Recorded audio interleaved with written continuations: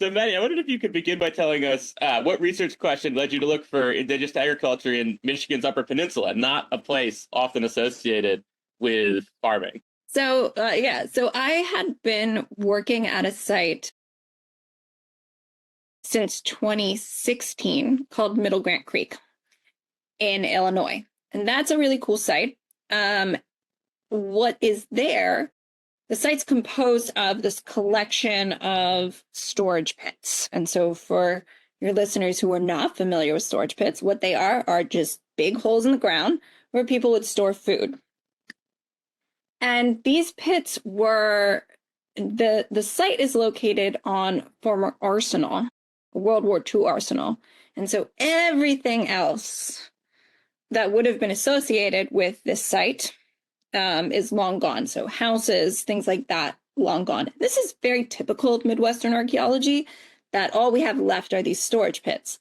The good news about it is that not only do we have the pits themselves to kind of think about different technologies employed to store food, but we also have the inhabitants, the Native American inhabitants that used them, refilled them with their garbage. So they would eat all the food and then they would throw their garbage into these pits. So we end up with lots of artifacts and can learn a lot about the past cultures.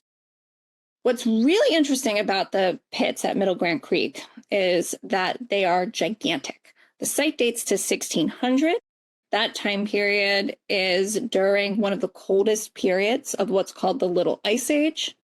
And the Little Ice Age runs from about 1350 to 1850, give or take. That's D dates, right? Not BP. Yes, thank you. Yes, AD 1350 to 1850. And so the site, it's very cold, and yet they have these massive storage pits. So they were obviously very successful at growing food during that time period. But the fields, wherever they were growing the food, is long gone.